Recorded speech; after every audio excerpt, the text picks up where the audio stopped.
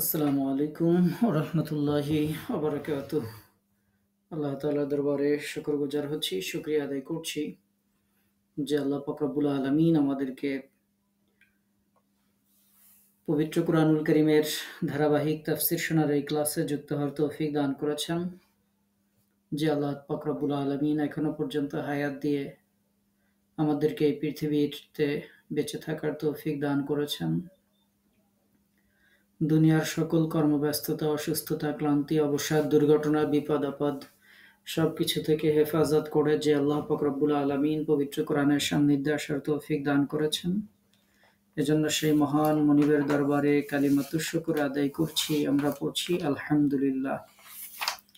দরুদ ও সালাম জানাচ্ছি আমাদের প্রিয় নবী সৈয়দুল মুরসালিন রাহমাতুল লিল আলামিন সিরাজুম মুনীরা প্রিয় নবী মুহাম্মদুর রাসূলুল্লাহ, আমরা পড়ছি সাল্লাল্লাহু আলাইহি ওয়াসাল্লাম এর প্রতি।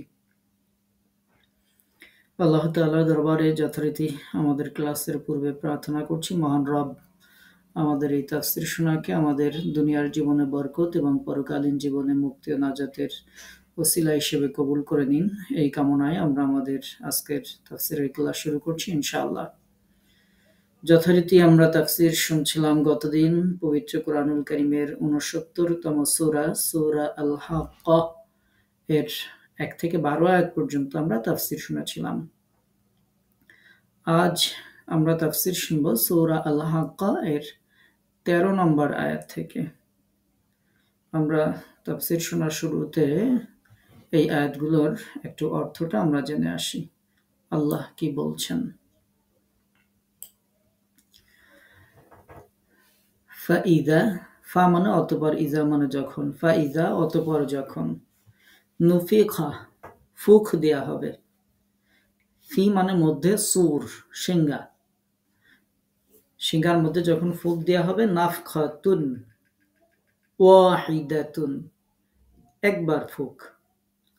তাহলে আয়াতের অর্থ হচ্ছে অতঃপর যখন সিংহায় ফুক দেয়া হবে একবার মাত্র, একটি মাত্র ফুৎকার। ওয়াহুমিলাত এবং উঠানো হবে, আল আরদ জমিন, ওয়াহুমিলাতিল আরদ জমিনকে উঠানো হবে, ওয়াল জিবাল এবং পাহাড়গুলোকে উঠানো হবে, ফাদুক্কাতা অতঃপর বিচূর্ণ করা হবে, চূর্ণ বিচূর্ণ করা হবে, দাক্কাতাও ওয়াহিদা, দাক্কাতান চূর্ণ বিচূর্ণ, ওয়াহিদা একবার, ওয়াহিদাতান একবার। পর্বতমালা অর্থাৎ আর জমিন ও পর্বতমালাকে সরিয়ে নেওয়া হবে এবং মাত্র একটি আঘাতে এগুলোকে চূর্ণ বিচূর্ণ করা হবে।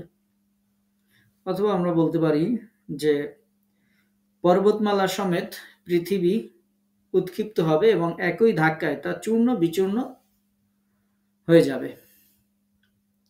ফায়াউমা ইজিন অতঃপর সেই দিন, ওয়াকাআত সংঘটিত হবে, আল ওয়াকিয়া একটা ঘটনা, সেদিন একটা ঘটনা সংঘটিত হবে। তো আমরা এখানে ঘটনা বলবো না, এখানে ওয়াকিয়া মহাপ্রলয় যে অর্থ আছে সেটা। সেদিন সংঘটিত হবে এক মহাপ্রলয় সংঘটিত হবে। ওয়ান শাক্কাতিস সামা, ওয়া এবং ইনশাক্কাত বিদীর্ণ হবে, ওয়ান শাক্কাতিস সামা আসমান এবং আসমান বিদীর্ণ হবে, ফাহিয়া অতঃপর তা, ইয়াউমা ইজিন সেই দিন, ওয়াহিয়া একেবারে বিক্ষিপ্ত হবে। তাহলে আর আসমান বিদীর্ণ হয়ে যাবে, ফলে সেই দিন তা হয়ে যাবে দুর্বল, বিক্ষিপ্ত। অথবা আমরা বলতে পারি যে এবং আকাশ বিদীর্ণ হবে এবং বিক্ষিপ্ত হয়ে পড়বে, এটাও বলতে পারি। ওয়াল মালাকু, ওয়া এবং মালাক মানে হচ্ছে ফেরেশতা, এবং ফেরেশতা, আলা আরজা ইহা বিভিন্ন প্রান্তে থাকবে, অর্থাৎ আকাশের আসমানের বিভিন্ন প্রান্তে ফেরেশতা থাকবে। ওয়ায়াহমিলু আরশা রব্বিক, ওয়ায়াহমিলু ওয়া এবং ইয়াহমিলু বহন করবে, আরশা রব্বিক তোমার রবের আরশ, ফাওকাহুম তাদের উপর, ইয়াউমা ইজিন সেই দিন, সামানিয়া ৮। তো এই ৮ মানে ৮ ফেরেশতা যদি আমরা ধরি তাহলে ৮ ফেরেশতা। তাহলে এই আয়াতের অর্থ হচ্ছে ফেরেশতাগণ আসমানের বিভিন্ন প্রান্তে থাকবে। সেই দিন তোমার রবের আরশকে ৮ জন ফেরেশতা তাদের ঊর্ধ্বে বহন করবে। এরপরে অথবা এমনও অর্থ বলতে পারি যে মালাইকা বা ফেরেশতারা আকাশের প্রান্ত দেশে থাকবে এবং সেই দিন ৮ জন ফেরেশতা তাদের রবের আরশকে ধারণ করবে তাদের ঊর্ধ্বে। ইয়াউমা ইজিন সেই দিন, তুরাদুনা তুরাদুনা পেশ করা হবে, লা তাখফা আড়াল করা হবে না, মিনকুম তোমাদের মধ্যে, খাফিয়া কোনো গোপন কিছুই। সেই দিন তোমাদেরকে উপস্থিত করা হবে, তোমাদের কোনো গোপনীয়তাই আর গোপন থাকবে না। আল্লাহ পাক রব্বুল আলামিন বলছেন সেই দিন উপস্থিত করা হবে তোমাদেরকে এবং তোমাদের কিছুই গোপন থাকবে না। অতঃপর ফাআম্মা মান উতিয়া কিতাবাহু বিয়ামিনি, অতঃপর যাকে তার আমলনামাটা দেয়া হবে তার ডান হাতে, উতিয়া তাহলে ফাআম্মা আর বা অতঃপর মান উতিয়া যাকে দেয়া হবে কিতাবাহু তার আমলনামা, বিয়ামিনিহি তার ডান হাতে, ফায়াকুল সে বলবে, হা উমুকরাউ কিতাবিয়া, এই হা মানে হচ্ছে এখানে আসো, এখানে এখানে, ইকরাউ তোমরা পড়ো, কিতাবিয়া আমার কিতাব, আমার আমলনামা। আর তখন যার আমলনামা তার ডান হাতে দেয়া হবে সে বলবে নাও আর আমার আমলনামা পড়ে দেখো। ইন্নী নিশ্চয়ই আমি, জানান্তু মনে করেছিলাম, ধারণা করেছিলাম, বিশ্বাস করতাম। এখানে মনে করেছিলাম মানে এখানে হবে বিশ্বাস করতাম অর্থ করব। জানান্তু মানে যদিও শাব্দিক অর্থ যে ধারণা করেছিলাম, তো এই আয়াতে আমরা ধারণা করা অর্থ করব না, আমরা বিশ্বাস করেছিলাম অর্থ করব।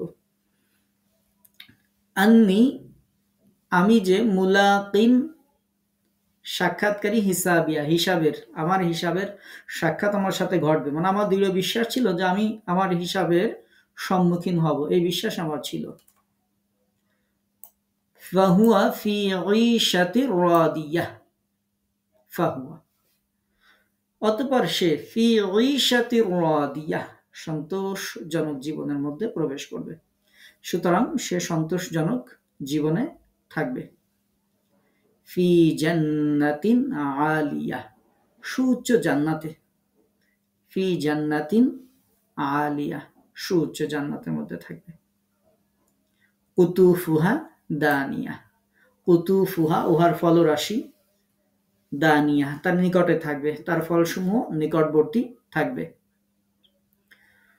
কুলু তোমরা খাও, মানে তাকে বলা হবে যে তোমরা খাও, ওয়াশরাবু এবং পান করো, হানি একেবারে মজা করে, বিমা আসলাফতুম সেই কাজের বিনিময়ে যা তোমরা অতিবাহিত করেছো, ফিল আইয়ামিল খালিয়া পূর্ববর্তী দিনগুলোতে, বিগত দিনগুলোতে। তাহলে বলা হবে যে বিগত দিন সমূহে তোমরা যা আগে প্রেরণ করেছো তার বিনিময়ে তোমরা তৃপ্তি সহকারে খাও এবং পান করো। তাদেরকে বলা হবে পানাহার করো তৃপ্তির সাথে তোমরা অতীত দিনে যা করেছিলে তার বিনিময়ে। আমরা গতদিন যেহেতু 12 পর্যন্ত শুনেছিলাম, আজকে 24 পর্যন্ত দেখি আমরা শেষ করতে পারি কিনা। অবস্থা খুবই ভয়াবহ, শুনেই বুঝতে পারছেন যে কিয়ামতের কথা বলা হয়েছে শুরুতে। জান্নাতের কথা শুনলে তো ভালোই লাগে, আল্লাহর কাছে দোয়া করি জান্নাতের যে বর্ণনা আমরা শুনলাম আল্লাহ তাআলা যেন আমাদের সকলের ভাগ্যে সেই জান্নাত নসিব করেন, আমরা পড়ছি আমিন। তো আমরা শুরুতে বিচার দিবসের ভয়াবহ অবস্থার কথা আমরা শুনছিলাম, যে সেদিন ফুঁক দেওয়া হবে। এই ভয়াবহ দৃশ্য, সূরার নামই হচ্ছে সূরা হাক্কা, যেটা গতদিন আমরা করেছিলাম। এরকম পবিত্র কোরআনুল কারীমে আরো সূরা আছে, সূরা আল কারিয়া করাঘাতকারী। তো এই শব্দগুলোর মধ্যেই একটা দৃশ্য কিয়ামতের একটা দৃশ্য আমরা এখান থেকেই জানতে পারি যে আল্লাহ পাক রব্বুল আলামিন বলছেন, যখন প্রথম ফুৎকার দেওয়া হবে, পৃথিবী পাহাড়গুলোকে উত্তোলন করে একসাথে আছাড় দেওয়া হবে। তো এখানে আল্লাহ তাআলা বিচার দিবসের ভয়াবহতার কথা বর্ণনা দিচ্ছেন যে সর্বপ্রথম ভয়ের কারণ হবে সিংহায় ফুৎকার দেয়া। এতে সবারই অন্তরাত্মা কেঁপে উঠবে। তারপর পুনরায় সিংহায় ফুৎকার দেয়া হবে, যার ফলে আসমান এবং জমিনের সমস্ত মাখলুক অজ্ঞান হয়ে পড়বে। তবে আল্লাহ যাকে চাবেন তিনি অজ্ঞান হবেন না। তাছাড়া আসমান জমিনের যত মাখলুক সেই দিন থাকবে, সেই সময় থাকবে, সবাই একেবারে অজ্ঞান হয়ে পড়ে থাকবে। তারপরে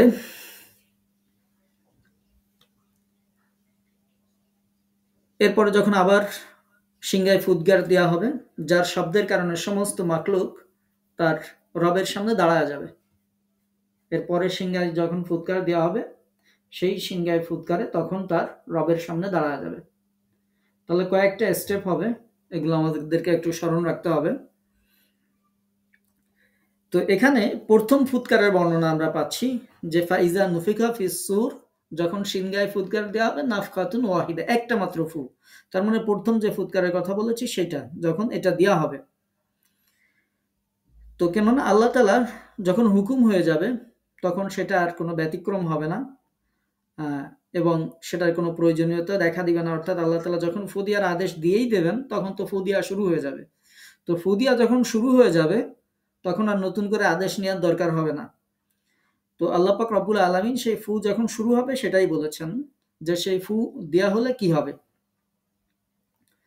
অর্থাৎ সিংহায় ফুক দেওয়ার কথা কোরআন হাদিসের মধ্যে বহু জায়গায় আপনারা পাবেন, যে বিভিন্ন জায়গায়।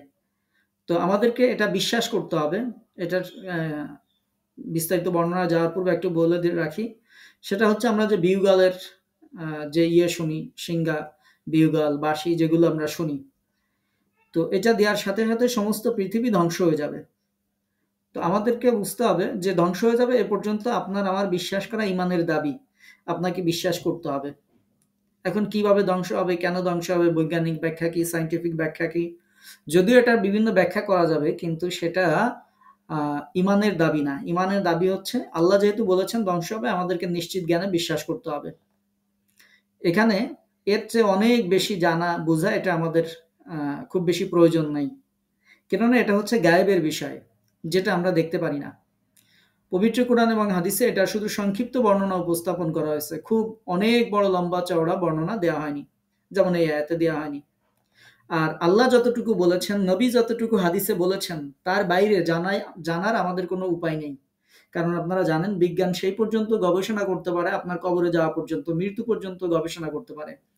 বিজ্ঞানের এই শক্তি বা ক্ষমতা নেই যে বিজ্ঞান আপনার মৃত্যুর পরে আপনার জীবন কি হবে সেটা নিয়ে বিজ্ঞান কোনো অ্যানালাইসিস, কোনো গবেষণা দিতে পারে। এরকম সক্ষমতা আল্লাহ তাআলা, আমরা যে আধুনিক যুগে যতই প্রযুক্তি ইউজ করি, এটাকে আল্লাহ তাআলা দেননি। ঠিক একই রকম ভাবে আপনি আমি যখন মাতৃগর্ভে এসেছিলাম, সেই ভ্রূণ হওয়া থেকে শুরু করে বিজ্ঞান আমাদের সায়েন্টিফিক ব্যাখ্যা দিতে পারবে, কিন্তু তার আগে আমরা কোথায় ছিলাম সেটির ব্যাখ্যা দিতে পারবে না। সেটার ব্যাখ্যাই হচ্ছে কোরআন হাদিসে দেওয়া হয়েছে, যে আপনার আমার জীবনটা একটা পার্ট বাই পার্ট জীবন, অনাদি অনন্ত, এই জীবনের কোনো শেষ নেই। আল্লাহ তাআলা যখন আদম আলাইহিসসালামের পিঠ থেকে আপনাকে তৈরি করেছেন, সেদিন থেকে আপনার জীবন শুরু হয়েছে, রুহুর জীবন শুরু হয়েছে। এরপরে সেখানে আলামে আরওয়াহের একটা দীর্ঘ জগতে আমরা দীর্ঘ একটা সময় পার করে আসছি। এরপর আমরা সেখান থেকে শিফট হয়ে মায়ের পেটে আসলাম, সেখানে কিছুদিন আমরা থাকলাম, থাকার পর এখন ৩ নম্বর স্টেশনে আমরা আছি, দুনিয়ার জীবনে আছি। এই ৩ নম্বর স্টেশন আমাদের শেষ হয়ে যাবে কিছুদিনের মধ্যেই।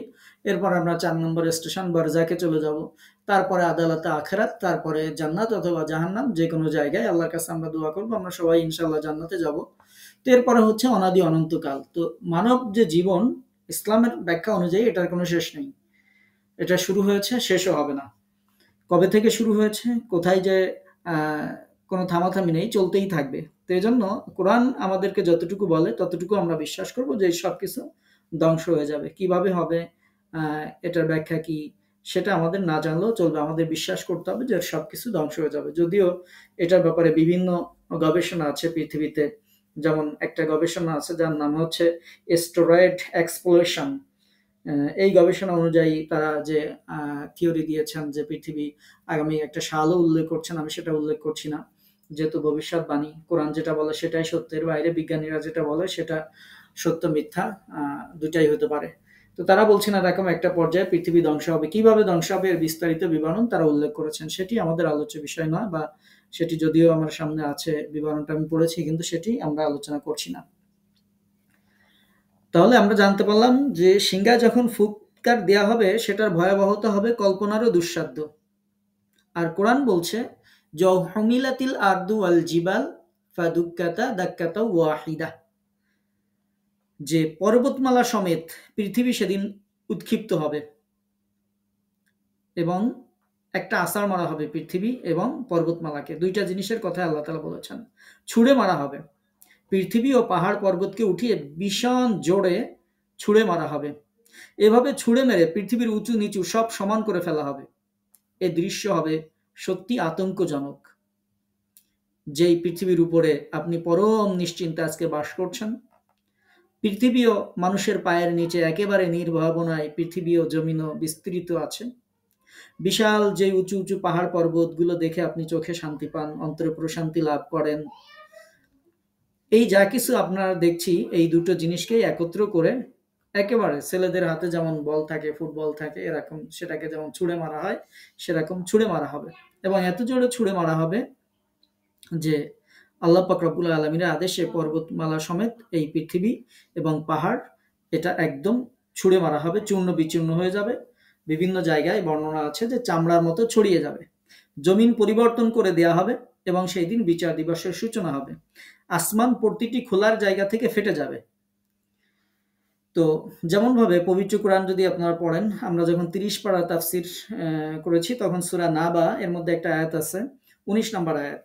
সেই ১৯ নম্বর আয়াতে আপনারা শুনেছেন যে ওয়াফুতিহাতিস সামাউ ফাকানাত আবওয়াবা, আকাশকে উন্মুক্ত করে দেওয়া হবে, ফলে এর মধ্যে বহু দরজা সৃষ্টি হয়ে যাবে। তো এরকম পার্ট বাই পার্ট পৃথিবী খুলে যাবে, অর্থাৎ যেটার ফলে এই সব কিছু একত্রিত হয়ে আছে। কিন্তু যখন এই ওয়াকিয়া যখন ঘটে যাবে, যখন এই সিংহার ফুৎকার যখন দেয়া হবে, যেটাকে এর পরের এত ওয়াকিয়া বলা হয়েছে, ফাইয়াউমা ইজিন, সেই দিন ওয়াকাতিল ওয়াকিয়া, একটা ঘটনা সংঘটিত হবে, একটা ওয়াকিয়া সংঘটিত হবে। ওয়াকিয়ার ব্যাখ্যা আমরা যেমনটি সূরা ওয়াকিয়ার মধ্যে করেছি বা আপনারা সামনে শুনবেন। ওয়াকিয়ার স্বাভাবিক অর্থ হচ্ছে ঘটনা। আমরা এই আয়াতের অনুবাদের সময় বলেছি এটা আমরা অর্থ করব মহাপ্রলয়। তো কিয়ামত হচ্ছে সেই মহাপ্রলয়। কিয়ামত হচ্ছে একটা ঘটনা যেটা সৃষ্টি জগতের ইতিহাসে একটি মহা ঘটনা হবে এবং ভয়াবহ ঘটনা হবে। তো এজন্যই সেটাকে উল্লেখ করা হয়েছে যে অবিশ্বাসীদেরকে তাদেরকেও জানিয়ে দেওয়া হয়েছে যে তোমরা অস্বীকার করলেও এটি বাস্তব এবং স্বাভাবিক একটা ঘটনা হবে, তবে ভয়াবহ ঘটনা হবে। শুধু পৃথিবী এবং পাহাড় পর্বতকেই সেদিন চূর্ণ বিচূর্ণ করবে না, বরং আকাশকেও প্রভাবিত করবে। আল্লাহ পাক রব্বুল আলামিন বলছেন ওয়ানশাক্কাতিস সামাউ ফাহিয়া ইয়াউমাইযিন ওয়াহিয়া, আকাশ বিদীর্ণ হয়ে বিক্ষিপ্ত হয়ে পড়বে, আকাশ ফেটে যাবে, তা ছিন্ন বিচ্ছিন্ন হয়ে যাবে। যে আকাশ আমাদের মাথার সামনে সুন্দর পরিপাটি আকাশ আমরা দেখি, এই আকাশ আর এরকম থাকবে না। তো সেই দিনের সৌরজগতের যে পারস্পরিক যে বন্ধন আছে সেই বন্ধন খুলে যাবে। আপনি যখন বিজ্ঞানের বই নিয়ে বসেন তখন আমরা অনেক কিছু দেখতে পাই যে আমাদের একটা সৌরজগৎ আছে, এতগুলো গ্রহ আছে। তারপরে আমরা এই তারকারাজিগুলোতে দেখতে পাই, আমরা ছায়াপথ দেখতে পাই, আমরা মিল্কি ওয়ে এর মধ্যে অবস্থান করছি। এই যত ব্যাখ্যার আমরা যাই কিছু করি না কেন, যেগুলো আমরা সুন্দরভাবে সাজানো পরিপাটি দেখি, এই যে পারস্পরিক বন্ধন একটা নির্ধারিত নিয়মে চাঁদ উদিত হচ্ছে, আবার চাঁদের ক্রমবর্ধমান মানে পরিস্থিতি সৃষ্টি হচ্ছে, সূর্য চারিদিকে ঘূর্ণায়মান করছে, সবকিছু এই যে একটা সুন্দর বন্ধন, সুন্দর শৃঙ্খলার মধ্যে আল্লাহ তাআলা রেখেছেন, এই বন্ধন খুলে যাবে। বিশ্ব প্রকৃতির যে সংযোগ এতকাল তাকে আগলে রেখেছিল, এই সংযোগটা ধ্বংস হয়ে যাবে। তো এটা আধুনিক বিজ্ঞানও স্বীকার করে, যেটা আগেই উল্লেখ করেছি যে বিজ্ঞানেরও এই ব্যাপারে গবেষণা আছে যে পৃথিবী এরকম হয়ে যাবে, টুডে অর টুমরো পৃথিবী এরকম তার একটার সাথে আরেকটা, পৃথিবীর সাথে অন্যান্য যে সৃষ্টি জগৎ আছে সেগুলো সব বিচ্ছিন্ন হয়ে যাবে। তো আমরা এই সূরা পড়ে কিছুটা আঁচ করতে পারি এবং এর ছাড়া সুনিশ্চিত জ্ঞান লাভের আমাদের কোনো মাধ্যম নেই, খুঁটিনাটি জানার কোনো সুযোগ নেই। কারণ স্বয়ং আল্লাহ তাআলাই যতটুকু বলেছেন ততটুকুই আমরা জানতে পারি। আল্লাহ তার নবীকে যতটুকু বলেছেন, নবী সাল্লাল্লাহু আলাইহি ওয়াসাল্লাম হাদিসের মধ্যে যতটুকু উল্লেখ করেছেন আমরা শুধুমাত্র সেটুকুই জানতে পারি, এর বাইরে আমরা আর কিছু জানতে পারি না।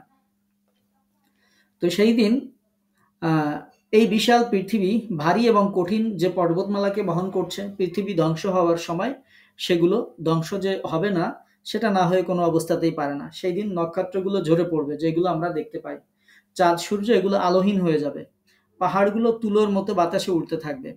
এরপর বলা হয়েছে যে ফেরেশতারা আকাশের চতুর্দিকে থাকবে এবং 8 জন ফেরেশতা তোমার মালিকের আরশ মাথায় বহন করবে। এই ফেরেশতার সংখ্যা 8 নাকি 8 দল সেটি এখানে বলা হয়নি, শুধু সংখ্যা বলা হয়েছে 8। তো মালাইকারা পৃথিবীর মালাইকারা এই আসমানের প্রান্ত দেশে থাকবেন। আকাশের যত দৈর্ঘ্য থাকবে সেই দৈর্ঘ্যের মধ্যে ছড়িয়ে থাকবেন। তারা পৃথিবীবাসীদেরকে তারা দেখতে থাকবেন এবং আল্লাহ পাক রব্বুল আলামিন বলছেন কিয়ামতের দিন 8 জন মালাইকা, 8 জন ফেরেশতা তাদের রবের আরশকে বহন করবে। ইমাম আবু দাউদ রাহিমাহুল্লাহ জাবির রাদিয়াল্লাহু তাআলা আনহু থেকে বর্ণিত একটি হাদিস উল্লেখ করেছেন সুনানে আবু দাউদের মধ্যে। সেখানে প্রিয় নবী সাল্লাল্লাহু আলাইহি ওয়াসাল্লাম বলেছেন, আমাকে অনুমতি দেওয়া হয়েছে যে আমি তোমাদের কাছে আরশ বহনকারী মালাইকার মধ্যে একজন মালাইকা সম্পর্কে সংবাদ প্রদান করব। ওই মালাইকার কাঁধ ও কানের নিম্নভাগের মধ্যকার ব্যবধান হচ্ছে 700 বছর ভ্রমণের সমান। সুনানে আবু দাউদের হাদিস। আল্লাহ রাসূল উল্লেখ করছেন যেই 8 জন যে মালাইকা যারা আরশ বহন করছেন, যাদেরকে এখানে আল্লাহ তাআলা 8 সংখ্যা দিয়ে উল্লেখ করেছেন, তো এই 8 জনের একজন, যে 8 জনে আল্লাহর আরশ বহন করবে, এই 8 জনের মধ্যে একজনের বর্ণনা আল্লাহ রাসূল বলছেন যে আল্লাহ তাআলা আমাকে অনুমতি দিয়েছেন যে আমি তোমাদের কাছে সেটা উল্লেখ করব। সেটি হচ্ছে যে তার 2 কাঁধের অর্থাৎ কাঁধ ও কানের নিম্নভাগের মধ্যকার ব্যবধান হবে 700 বছরের সমান। তাহলে এত বড় ফেরেশতা হবে, যেটি প্রিয় নবী সাল্লাল্লাহু আলাইহি ওয়াসাল্লাম উল্লেখ করেছেন। এটার আরেকটা ব্যাখ্যা আছে যে এই যে সামানিয়া বলা হয়েছে, আরশকে বহন করবে 7 8 বলা হয়েছে। তো এই 8 জন ফেরেশতা, না ফেরেশতাদের 8টি দল, নাকি 8টি শ্রেণী, নাকি 8টা অন্য কিছু, এটা আমরা নিশ্চিতভাবে জানি না। এটা তাফসীর ফি জালালাল কোরআনে সাইয়্যিদ কুতুব রাহিমাহুল্লাহ এভাবে উল্লেখ করছেন যে এই 8 সংখ্যা দ্বারা কি বোঝানো হয়েছে, এটা কি 8 জন ফেরেশতা নাকি ফেরেশতাদের 8টি দল, এ ব্যাপারে আমরা নিশ্চিত জানি না। তিনি এটা বলছেন। তিনি বলছেন যে এগুলো হচ্ছে আমাদের অজানা গায়েবী বিষয়। এসব বিষয় যদি আমরা নাও জানি আমাদের ঈমানের কোনো ক্ষতি হবে না এবং আমাদেরকে জানতেও বাধ্য করা হয়নি। এইসব বিবরণের উদ্দেশ্য হচ্ছে আমরা সেই ভয়াবহ দিন সম্পর্কে যেন সচেতন হতে পারি এবং সেই দিনের ব্যাপারে আল্লাহ পাক রব্বুল আলামিন বলছেন যে সেই দিন আর কোনো কিছু গোপন থাকবে না, সব কিছু প্রকাশিত হয়ে যাবে।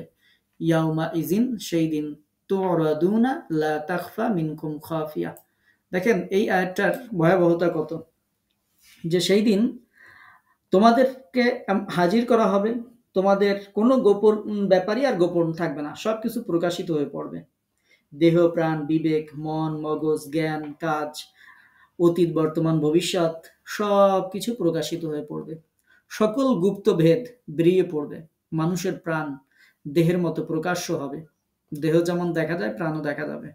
মানুষের সকল চালাকি, গোপন ফন্দি, মনের যত গোপনীয় চিন্তা চেতনা, ধ্যান ধারণা যা ছিল, যা কিছু আমরা গোপন রাখা পছন্দ করতাম, প্রকাশ করাকে আমরা নিজেদের জন্য লজ্জাজনক মনে করতাম, সবকিছুই সমস্ত সৃষ্টির সামনে প্রকাশিত হয়ে পড়বে। যদিও আল্লাহর চোখে সবসময় সবকিছু প্রকাশ্য, কিন্তু মানুষ হয়তো এই কথাটা যথাযথ উপলব্ধি করে না। পৃথিবীতে অনেক কিছু গোপন থাকে দেখে মানুষ হয়তো ভাবে যে আল্লাহর কাছে হয়তো অনেক কিছু গোপন থাকবে, কিন্তু কোনো কিছু আর গোপন থাকবে না। কিয়ামতের দিন মানুষেরা পুরোপুরি বুঝতে পারবে যে বিশ্ব জাহানের সবকিছু আল্লাহর কাছে কত প্রকাশ্য ছিল। আমরা যেটাকে গোপন মনে করছি, কেউ দেখছে না, কেউ জানছে না, সেটা যে আল্লাহ দেখছেন, সেই দিন মানুষ বুঝতে পারবে। অর্থাৎ আল্লাহ পাক রব্বুল আলামিনের কাছে যার কোনো কিছু গোপন থাকে না, সেই সব কিছু তারা সেদিন বুঝতে পারবে। এবং পৃথিবী পাহাড় যখন বিধ্বস্ত হয়ে যাবে, তার মধ্যে যা ছিল সবকিছু সেদিন প্রকাশিত হয়ে যাবে। যেমন কোথাও উল্লেখ করা হয়েছে ধন সম্পদ জমিনের মধ্যে যা ছিল উগরে ফেলবে। মানুষ তখন আফসোস করতে থাকবে, আয়রে এই ধন সম্পদের জন্য আমি এরকম করছি, আমার ভাইয়ের সাথে সম্পর্ক ছিল না, বোনের সাথে সম্পর্ক ছিল না, বোনের সম্পত্তি আত্মসাৎ করছি, এই সম্পদের জন্যই এটা করছি। এবং এই আফসোসগুলো যেমন মানুষরা করতে থাকবে এবং তার সমস্ত অপরাধ দুনিয়াতে হয়তো আমার ফ্রেন্ড সার্কেলে আমার অপরাধগুলো প্রকাশিত হয়ে গেলে আমি লজ্জা বোধ করি। আমার স্টুডেন্টের সামনে আমার পাপগুলো প্রকাশিত হলে আমি লজ্জা বোধ করি। কিন্তু সেই দিনের বিষয়টি এমন হবে না। সেই দিন সকল জিনেরা থাকবে, সকল ফেরেশতারা থাকবে এবং অনাদি অনন্তকালের সমস্ত মানুষেরাও থাকবে। মানুষ, ফেরেশতা, জিন সবার সামনে সেই দিন মানুষের দেহ, মন, আবেগ, অনুভূতি, কাজকর্ম সবকিছু প্রকাশিত হয়ে যাবে।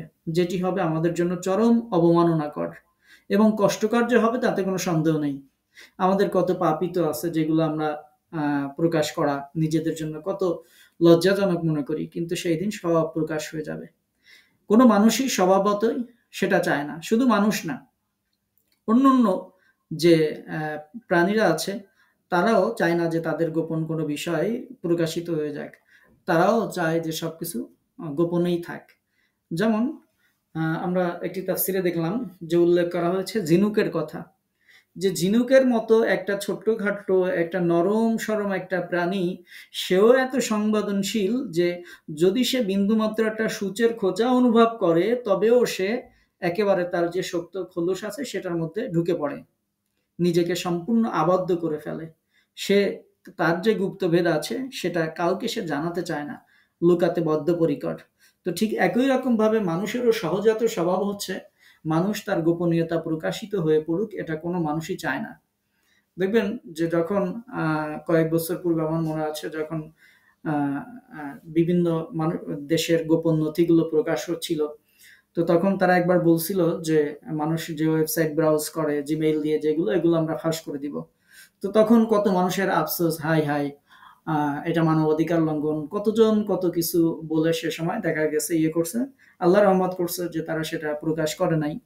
বাট দুনিয়াতে আমি আমার জিমেইল দিয়ে কত জায়গায় ব্রাউজ করেছি, কি করেছি সেটা প্রকাশিত হওয়ার ভয়ে আমি তটস্থ থাকি।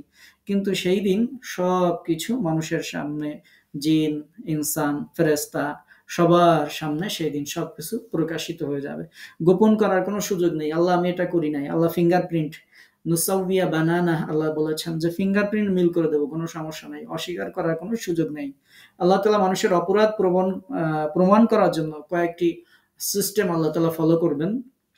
একটার পর একটা মুখ দিয়ে যখন অস্বীকার করবে মুখ বন্ধ করে দেবে, হাত সাক্ষ্য দেবে, পা সাক্ষ্য দিবে। এরপরে ফিঙ্গারপ্রিন্টের কথা বলা হয়েছে। এরপরে আমাদের আলজামনাহু তাইরান ফি উনুকি, আমাদের একটা মেমোরি কার্ডের মতো আছে, সেটার মধ্যে সব ভিডিও রেকর্ড আছে, সেটা থাকবে। এরকম আল্লাহ তালা আমাদের অপরাধগুলোকে প্রমাণ করে দিবেন। যদি আল্লাহ কাউকে ধরেন সেদিন তারা মুক্তি পাওয়ার কোনো সুযোগ নেই। তো যাই হোক, এই আয়াতের মূল বক্তব্য হচ্ছে যে সবকিছু প্রকাশিত হয়ে যাবে, কোনো কিছু আর গোপন থাকবে না। দুনিয়াতে যা গোপন করছি, মানুষের আড়াল করছি, তার কোনো কিছু গোপন থাকবে না। লা তাখফা মিনকুম খাফিয়া, তোমাদের কোনো গোপনই আর গোপন থাকবে না, সব হাজির করা হবে, সব প্রকাশ হবে। আল্লাহ তালা আমাদেরকে হেফাজত করুন, আমাদের প্রতি দয়া করুন, এহসান করুন। তো এই গোপনের মধ্যে একটু বলে রাখি, যের মধ্যে একটু সান্ত্বনাও আছে, আমাদের একটু আশাও আছে। সেটি হচ্ছে আল্লাহ তালা সবারটা সবার সামনে প্রকাশ করবেন না। যাদেরকে আল্লাহ তালা বড় ভালোবাসেন তাদেরকে আল্লাহ পাক রব্বুল আলামিন পর্দার আড়ালে নিয়ে যাবেন। পর্দার আড়ালে নিয়ে যায় তারপর আল্লাহ তালা তাকে তার আমল নামাটা দিয়ে দেবেন, বান্দা এগুলো করছিলি? বান্দা বলবে আল্লাহ করছিলাম তো। বলবো যা, দুনিয়ায় যেহেতু গোপন রাখছি এখনো তোরটা গোপন রেখে দিলাম। এ ব্যাপারে বর্ণনা আছে। তো আমরা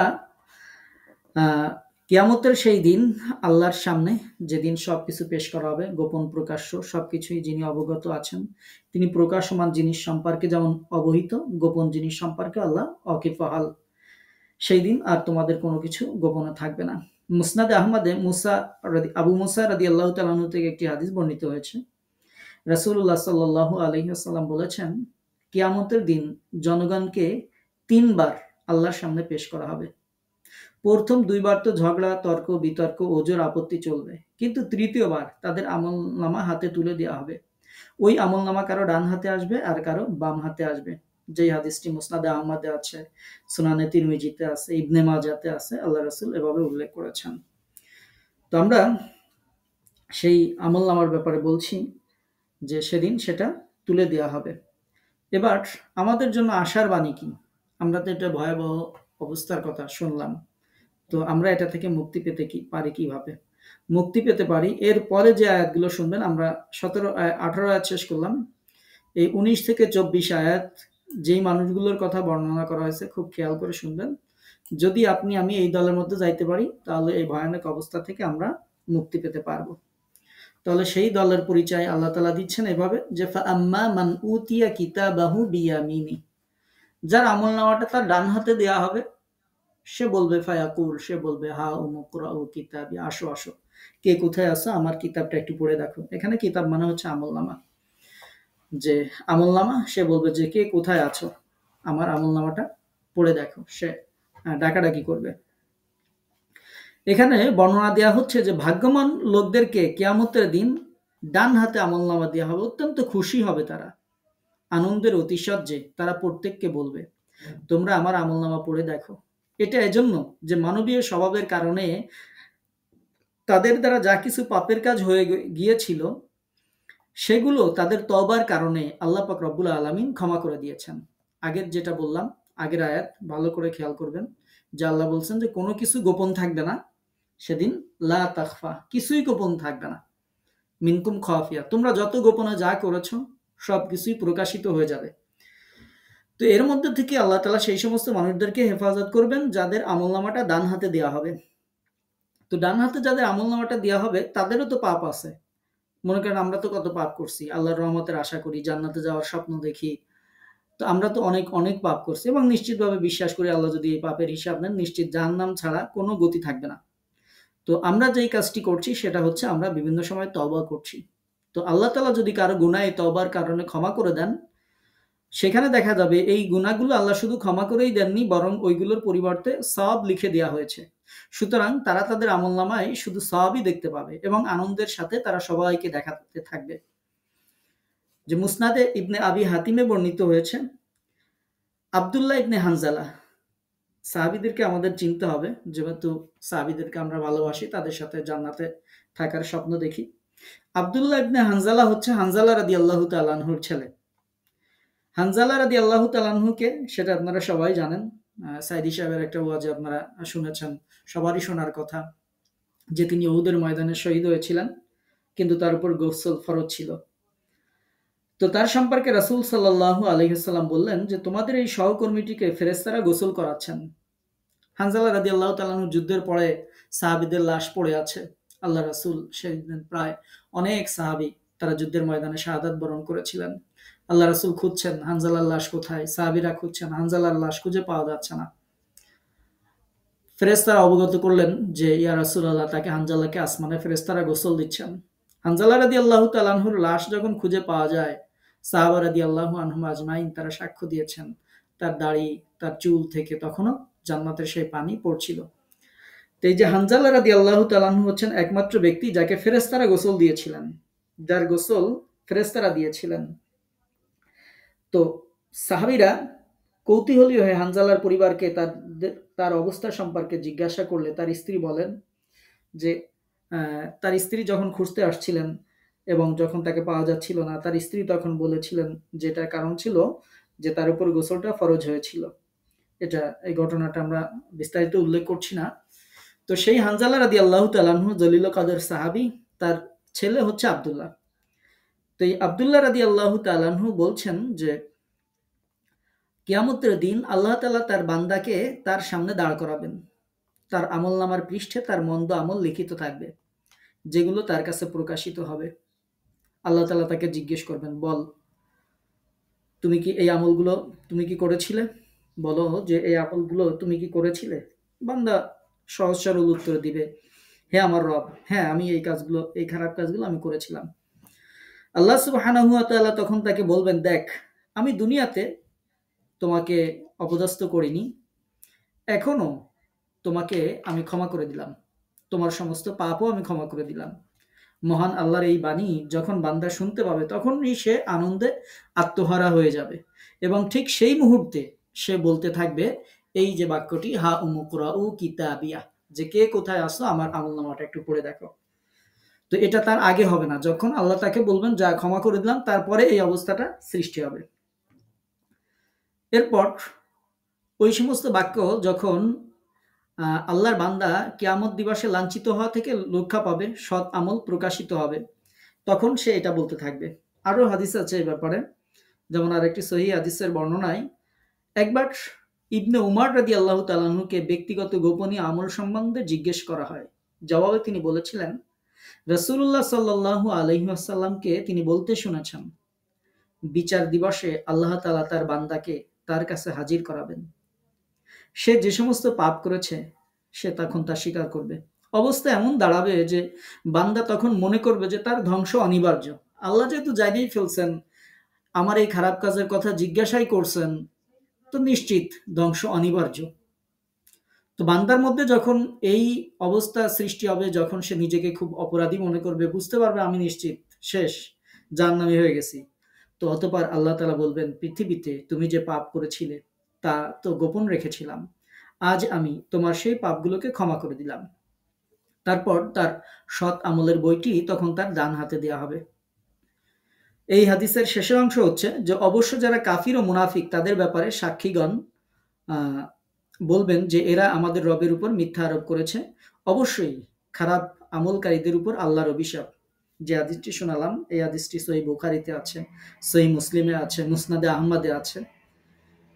তো তার মানেই হচ্ছে যে আল্লাহর রহমত ছাড়া জান্নাতে যাওয়ার বা মুক্তি পাওয়ার কোনো ধরনের কোনো সুযোগ নেই। যে কারো আমল নামা দেওয়া হবে ডান হাতে, বাম হাতেরটা পরে আলোচনা করব। যে মানুষ যখন এই ডান হাতে আমল নামা পাবে তখন সে বলবে যে আরে এত সহজে যে মুক্তি পাবো এটা তো কখনো ভাবিইনি। যেমন আমরা আম্মাজান আয়েশা রাদিয়াল্লাহু তাআলা আনহার একটা ঘটনা শুনি।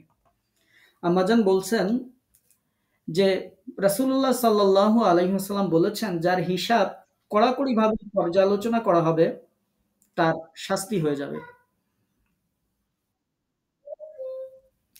যার হিসাব কড়াকড়ি হবে তার কঠিন শাস্তি হয়ে যাবে।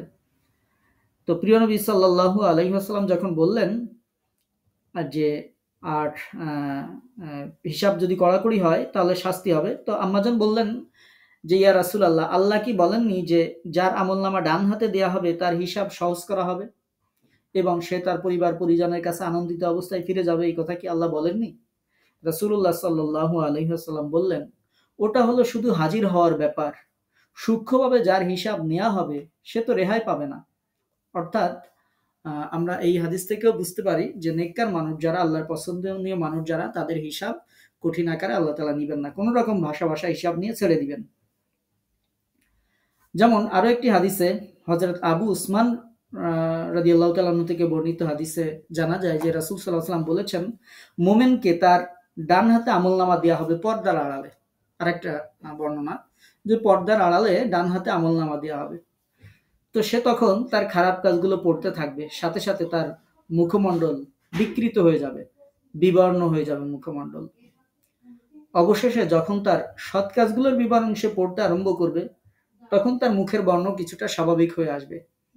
পুনরায় আমল নামার উপর যখন আবার দৃষ্টি দিয়ে ভালো করে আবার পড়তে যাবে তো তখন দেখবে যে তার খারাপ কাজগুলো সব সৎ কাজে পরিবর্তন হয়ে গেছে। তখনই সে এই কথাটা বলে উঠবে যে তোমরা কে কোথায় আছো, আমার আমল নামা পড়ে দেখো। তো এই হা উমুকরাউ কিতাবিয়া এটার ব্যাপারে এই কটা হাদিস, এই কটা বর্ণনা পাওয়া যায় যে সেই মুহূর্তে ব্যক্তি বলে উঠবে যে আমি তোমরা কে কোথায় আছো, আমার আমল নামাটা পড়ে দেখো, এর আগে না। তার মানে প্রত্যেকটাই হাদিসে আপনারা দেখলেন যে প্রত্যেকটাই হাদিসে আমাদের ধরা খাওয়ার সম্ভাবনা আছে এবং ধরা খেয়ে যাওয়ার মতো অবস্থা যখন হবে, আল্লাহ যদি মাফ করে দেন, তখনই কেবলমাত্র আমরা এই কথা বলতে পারবো যে ইকরাউ কিতাবিয়া, তোমরা কে কোথায় আছো আমার কিতাবটা একটু পড়ে দেখো। তো এরপর আরেকটা বর্ণনা আছে যে রাসূলুল্লাহ সাল্লাল্লাহু আলাইহি ওয়াসাল্লাম বলেছেন, আল্লাহ তাআলা তার এক বান্দাকে কিয়ামতের দিন থামিয়ে তার আমলনামার উপরে তার খারাপ কাজ দেখিয়ে বলবেন, তুমি কি এই কাজ করেছিলে? এই হাদিসটাও আব্দুল্লাহ ইবনে হানজালা রাদিয়াল্লাহু তাআলা আনহু থেকে বর্ণিত, অর্থাৎ ওই সাহাবী হানজালা রাদিয়াল্লাহু তাআলা আনহুর ছেলে থেকে বর্ণিত যে কিয়ামতের দিন এক বান্দাকে থামায় দেবেন, দিয়ে তারপর তার আমলনামায় যে খারাপ কাজগুলো আছে সেগুলো আল্লাহ তাআলা দেখাবেন। আল্লাহ বলবেন যে তুমি কি এই কাজগুলো করেছিলে? সে বলবে হ্যাঁ। অতঃপর আল্লাহ তাআলা বলবেন যে আমি এজন্য তোমাকে অপমান করলাম না, যাও তোমাকে মাফ করে দিলাম, এই পাপের জন্য অপমান না করে মাফ করে দিলাম। তো আল্লাহ যখন এই কথা বলবেন তখনই বান্দা বলে উঠবে এটাই হচ্ছে আমার আমলনামা। তো তোমরা এই আমলনামা পড়ে দেখো। আমি বিশ্বাস করতাম যে আমি হিসাবের সম্মুখীন হব, যেটির ব্যাপারে আল্লাহ পাক রব্বুল আলামিন এর পরের আয়াত উল্লেখ করেছেন, ইন্নী জানান্তু। এখানে এই জনান্তু মানে হচ্ছে ধারণা করা, কিন্তু এই আয়াতে আমরা জনান্তু মানে ধারণা করা অর্থ করব না, আগেই বলেছি। এটা হচ্ছে বিশ্বাস করা অর্থ করব।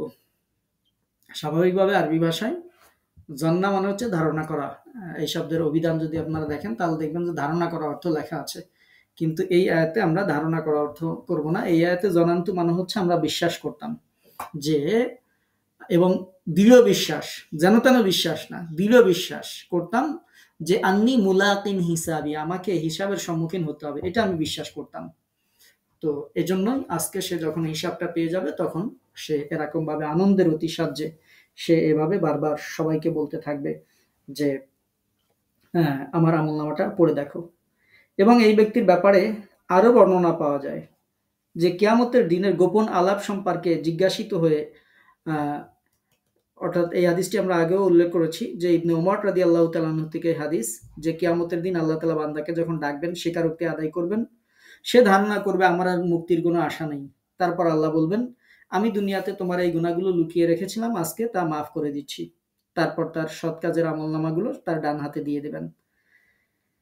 আল্লাহ পাক রব্বুল আলামিন এর পরের আয়াতে বলেছেন যে ফাহুয়া ফি ঈশাতির রাদিয়া।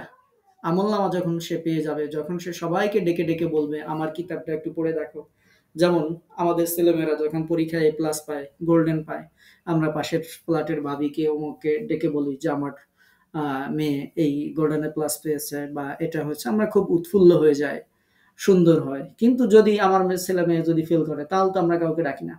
তো এটা মানুষের স্বভাবজাত একটা প্রবৃত্তি যে মানুষ যদি কোনো কিছু লাভ করে তখন সে সবাইকে জানাতে চায়।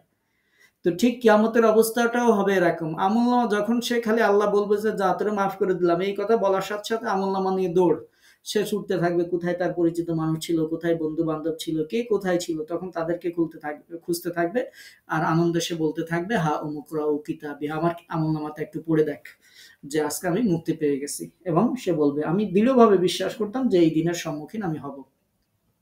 আল্লাহ তাআলা তখন সেই আনন্দিত বান্দার পরিচয় দিচ্ছেন যে ফাহুয়া ফি ঈশাতির রাদিয়া।